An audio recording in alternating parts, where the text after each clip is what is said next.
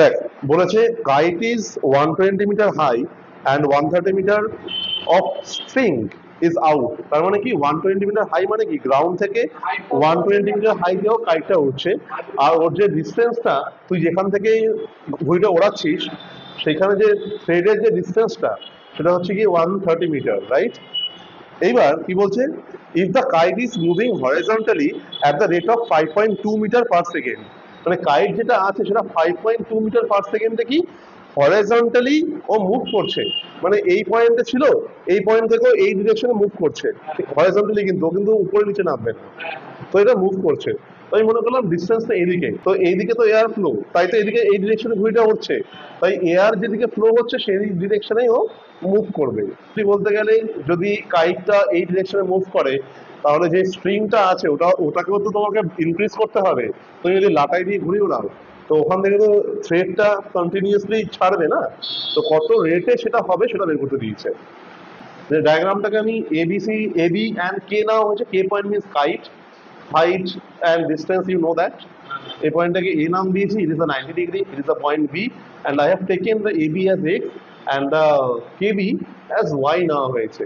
Though it is 130 meter is given, still I have taken as y, তো এটা ab x আর kb টা y নেওয়া হয়েছে। Given that kite is moving at the rate এত metre per second horizontally, তার মানে ভালো করে বোঝ, যদি হরিজন্টালি মুভ করে তাহলে এই এতগুলো কোয়ান্টিটি আছে এ কে এ বি আর বি কে, এর মধ্যে কোন কোয়ান্টিটিটা ইনক্রিজ করবে বা ডিক্রিজ করবে, মানে কোন কোয়ান্টিটি চেঞ্জ হচ্ছে। যদি হরিজন্টাল এটা চেঞ্জ হয় তাহলে কোনটা ডিরেক্টলি চেঞ্জ হবে, বা হরিজন্টাল ডিস্টেন্স চেঞ্জ হবে, এটা রাইট না?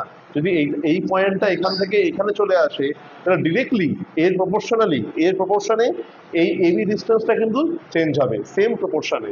তার মানে আমি বলতে পারি যে actually x is changing at the rate of this, তো dx dt equal to 5.2 metre per second বলেছে, দ্যাট ইজ ওয়াই টাইমের রেসপেক্টেও চেঞ্জ হচ্ছে।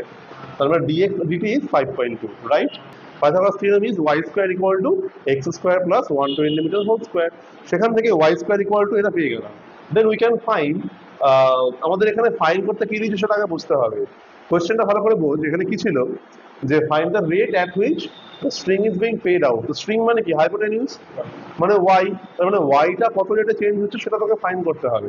That means the required to find is dy dt, এটা তোমাকে রিকোয়ার্ড টু ফাইন্ড, এটা তোমায় find করতে হবে।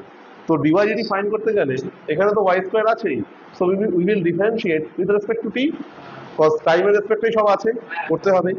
সো এই যে টাইমের রেসপেক্টে করে then we have got Y dy dt equal to X dx dt. এখানে কি ফাইন্ড করতে হবে, এখানে আমাকে টু গেট ডিওয়াই ডিটি এই value of Y, value of X আর ভ্যালু অফ ডিএক্স ডিটি এইগুলো জানতে হবে। ডিএক্স ডিটি তো অলরেডি 5.2, এক্স কত জানা আছে? এক্স এক্স গিভেন নেই, এক্স তাহলে কি করে ফাইন্ড করবো? হ্যাঁ, ওয়াই 130 এটা তো গিভেন আছে, অ্যাট অ্যান ইনস্ট্যান্ট 130 গিভেন আছে, বলেছিল যে কোনো সময় যদি টাইমটাকে পজ করিস সেই সময় 130 হবে। তো ওয়াই 130 আর এই যে পারপেন্ডিকুলার যেটা আছে সেটা 120, তাহলে এক্স তো পেয়ে যাচ্ছি আমরা। তো দেখো সেখানে নেক্সট করেছি আমরা, তাহলে ওয়াই 130 একে 120 মিটার, তাহলে ওয়াই স্কোয়ার ইকুয়াল টু এটা ছিল না, ওখান থেকে আমি দেখো এক্স এর ভ্যালু পেয়ে গেছি 50। So therefore this equation will become, দেখো এবার আসছে y dy dt equal to x dx dt, এটাই তো আমাদের মেইন ইকুয়েশন। এখান থেকে আমরা এই dy dt ফাইন্ড করব, সেখানে আমাদের y পুট করলাম কত 130, x কত 50 আর dx dt 5.2, এখান থেকে ক্যালকুলেশন করে dy dt you will get 2 only.